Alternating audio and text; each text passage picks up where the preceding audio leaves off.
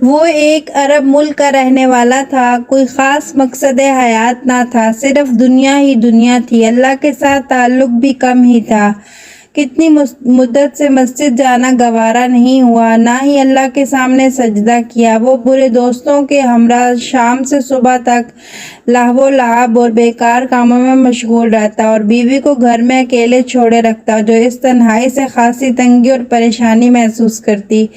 نیک اور وفادار بیوی نے اپنے شوہر کو سمجھانے بجھانے اور صحیح راستے کی طرف لانے کی بہت کوشش کی، مگر بے فائدہ ثابت ہوئی۔ ایک مرتبہ وہ لہو و لعب کے کاموں میں شب بیداری کرنے کے بعد 3 بجے گھر واپس آیا۔ دیکھا اس کی بیوی اور چھوٹی بچی دونوں گہری نیند سو رہے ہیں۔ نیند اس سے کوسوں دور تھی۔ وہ انہیں بستر پر ہی چھوڑ کر دوسرے کمرے میں گیا اور فلموں اور بے حیائی کے کاموں میں مصروف ہو گیا۔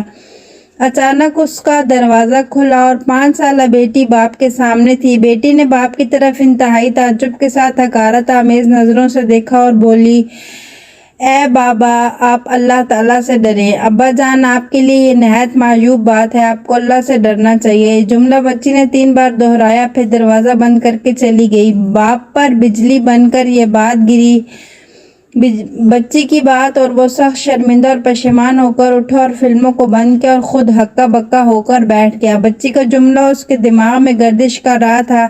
پھر وہ کمرے سے نکلا، بچی بستر پر جا چکی تھی۔ وہ حواس باختہ ہو گیا اور اس کی سمجھ میں نہیں آ رہا تھا اس وقت کون سی آفت نے اسے آ گھیرا ہے۔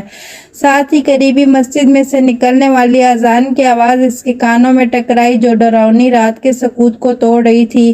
وہ جلدی سے اٹھا اور غیر ارادی طور پر وضو کیا اور مسجد جا پہنچا۔ اسے نماز پڑھنے کی خواہش نہ تھی، بلکہ وہ اپنی بے چینی سے نمٹنے کی کوشش کر رہا تھا۔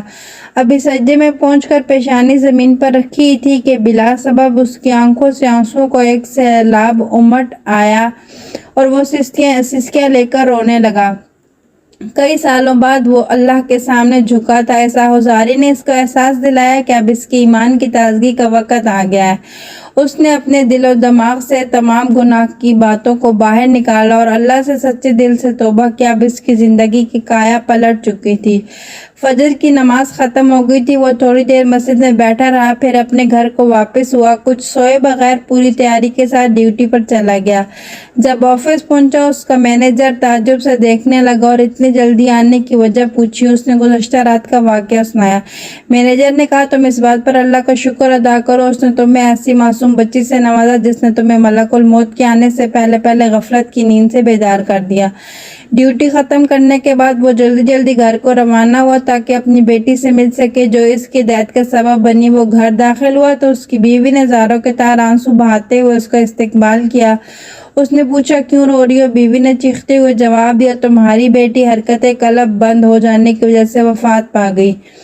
اس خبر کے صدمہ نے باپ کے اوزان خطا کر دیے۔ وہ خود پر قابو نہ پا سکا اور چیخ کر رونے لگا۔ تھوڑی دیر بعد جب قدرے اطمینان ہوا، اس کو بات سمجھ میں آئی کہ جو کچھ بھی ہوا ہے اللہ کی طرف سے ابتلا اور آزمائش ہے۔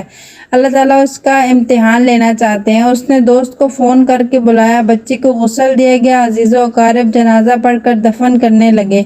اس نے اپنے ہاتھوں سے بچی کو قبر میں اتارا اور اس کی آنکھیں اشک بار تھیں۔ وہ بولا، میں اپنی بیٹی کو نہیں بلکہ روشنی کو دفن کر رہا ہوں جس نے میری زندگی کی اندھیری رات کو روشنی میں بدل دیا۔ میں اس روشنی کو دفن کر رہا ہوں جس کے شعاعوں نے میری زندگی کی کایا پلٹ دی اور جو مجھے فسق و فجور کی تاریکیوں سے نکال کر ایمان و عمل کی دنیا میں لے آئی۔